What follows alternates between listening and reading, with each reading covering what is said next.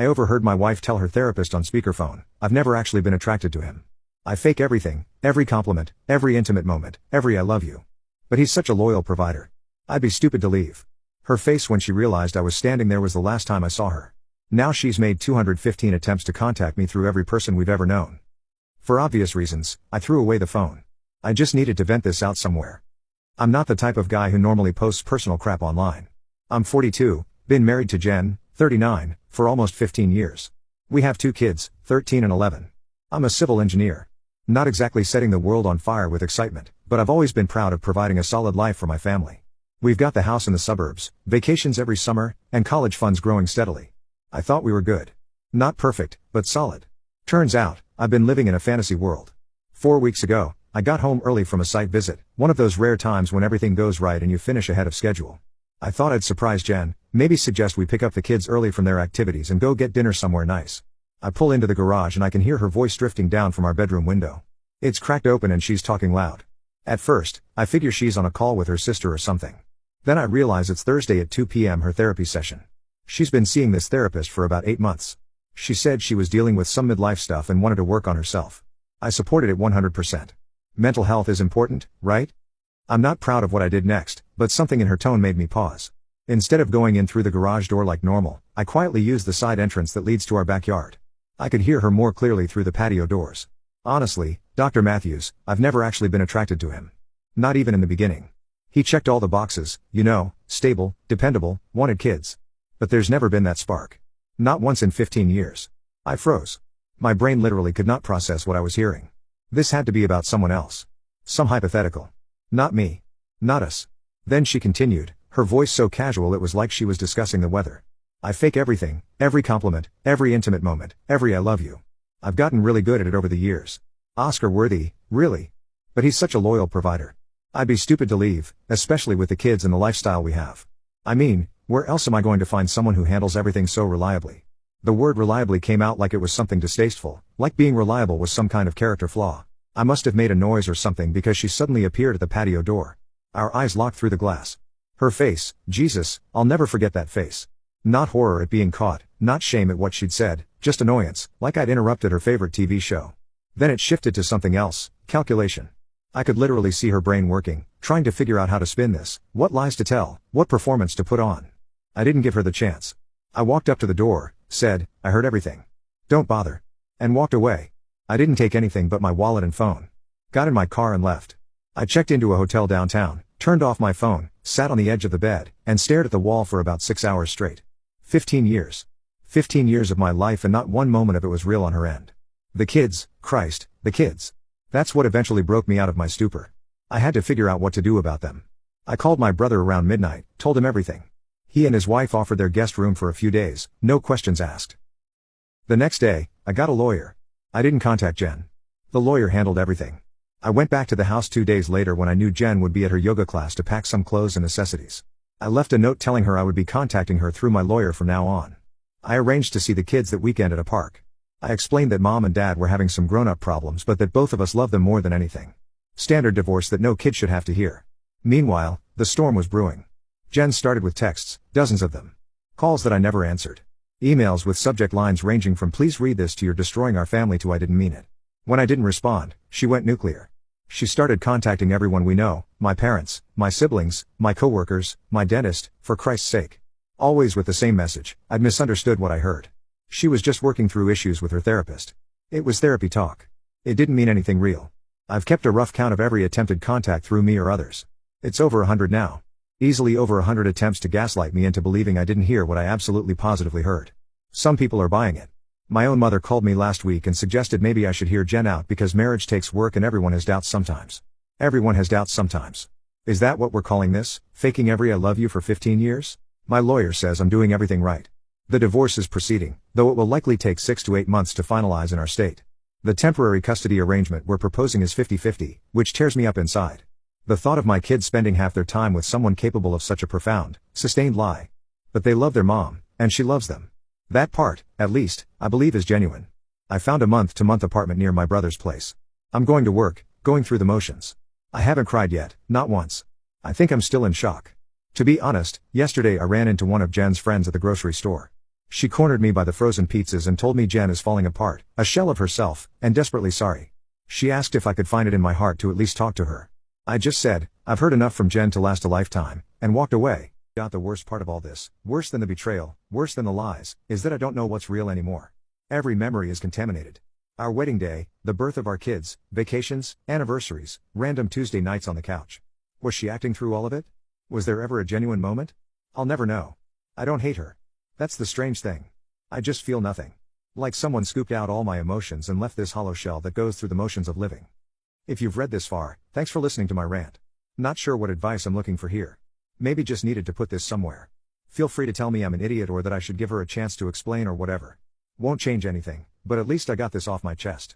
Edit, wasn't expecting this to blow up. Can't respond to everyone, but wanted to address some common questions. 1. Why was she on speakerphone with her therapist? Jen wasn't actually using the speakerphone feature, but she had the volume turned up high and our bedroom window was open.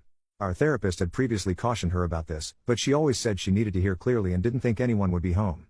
2. Have you talked to the therapist? No, and I won't.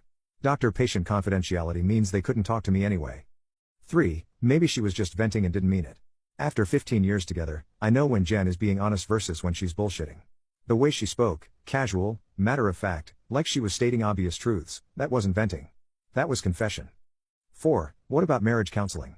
What exactly would counseling fix? Can't rebuild trust with someone who's been performing instead of living authentically for our entire relationship. 5. You're punishing her by not letting her explain. It's not punishment. It's self-preservation. Update, 6 weeks after the original post, things have escalated in ways I didn't expect. Thanks for all the support on my original post. The contact attempts have continued relentlessly. I've stopped counting individual messages, but Jen has tried reaching me through at least 30 different people now. She showed up at my office 2 weeks ago. Not making a scene exactly, but persistent enough that my receptionist had to firmly tell her I wasn't available. My boss, thankfully, is a reasonable guy who's been through a messy divorce himself. He was understanding, but it was humiliating. Then came the flying monkeys. Her parents showed up at my brother's house unannounced. Luckily, I had already moved into my apartment by then, but they still tried to convince my brother I was overreacting and throwing away something special. He told them word for word what I'd heard. They left looking shell-shocked. After discussing with both my lawyer and a child psychologist, I agreed to joint sessions with Jen solely to discuss co-parenting. The kids are struggling. My son, 13, asked me last night when I was coming home, not if, when, like this is just some temporary blip that will resolve itself. My daughter, 11, has gone quiet, which is worse in some ways. With both parents' consent, they're now seeing a therapist specialized in helping children through divorce. It's expensive, but worth every penny if it helps them process this mess. I finally broke down and had a conversation with Jen. Not in person, I couldn't handle that. But a carefully worded email outlining exactly what I heard, why it can't be misinterpreted, and why I won't be coming back. I told her to scale back the contact attempts, stop sending people to plead her case, and focus on helping our kids through this transition. Her response was illuminating. It started with more denials, then shifted to even if I did say those things, they weren't really about you. What? Then moved to blame. Apparently, I never gave her the emotional connection she needed, so she had to find ways to cope. So now it's my fault she lied for 15 years. Classic. The last paragraph of her email, though, that's what really confirmed I'm making the right choice. She wrote, I know I can make you happy if you just give me another chance. I know exactly what you need. Not I love you. Not I've realized what I almost lost. Just another performance she's willing to put on. We've worked out a temporary custody arrangement through our lawyers. The kids stay at the family home with Jen during the week because of school district boundaries, and they're with me every weekend plus Wednesday evenings for dinner. I'm paying my share of the mortgage until we decide whether to sell the house or if one of us will buy the other out. Some days are harder than others. I keep having these moments where I almost forget, where I reach for my phone to text her about some dumb thing like I always used to. Then it all crashes back, and I feel sick all over again. My brother says I'm handling this like a robot. Maybe I am, but falling apart isn't an option right now. The kids need at least one stable parent, and apparently that's always been me. To everyone who sent supportive messages after my first post, thank you. Knowing I'm not crazy for drawing this hard line has been more helpful than you know. As for Jen, well, she's gotten what she wanted in a way. I'm still providing child support, helping with the mortgage, maintaining the kids' activities and lifestyle as much as possible, but she's lost her audience of one. The performance is over. Final update, 6 months later. This will be my last update after this. I'm putting Reddit aside and focusing on rebuilding. The divorce is moving forward, though not yet finalized. Our state has a mandatory waiting period, and there are still some financial details to work out. Our temporary custody arrangement has been working well enough that we've agreed to make it permanent in the divorce decree, weekdays with Jen, weekends plus Wednesday evenings with me. I've noticed something both heartbreaking and validating. When the kids first started staying at my apartment, they seemed hesitant, careful, like they were walking on eggshells. Over time, I realized why. My son let slip that at home, they never know which mom they're getting. Sometimes she's fun and loving, sometimes she's detached and irritable. With me, they always know what they're getting: consistency, reliability.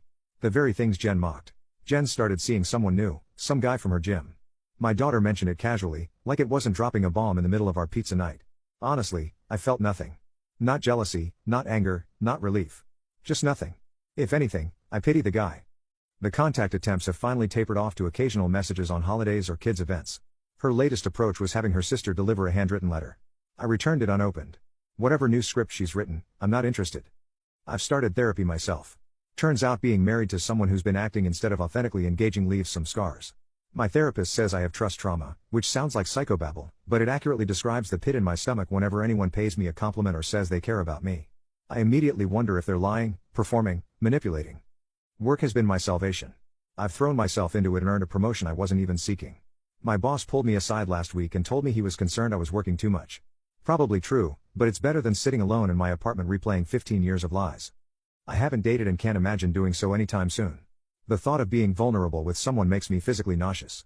Maybe someday. What I keep coming back to is how preventable all this was. If Jen had been honest at any point, we could have addressed it. Maybe still ended up apart, but without the carnage. Instead, she chose to lie day after day, year after year, building a life on a foundation of sand. There's no grand lesson here, no silver lining I can point to yet. Just a man in his 40s starting over, trying to be the father his kids deserve while figuring out who the hell he is outside of a marriage that turned out to be an elaborate stage production. To anyone going through something similar, trust yourself. Trust what you know to be true. And remember that it's better to be alone than to be with someone who sees you as a prop in their life rather than a partner. I'll be okay eventually. The kids will be okay. Even Jen will be okay, I suppose. We'll all just be okay separately.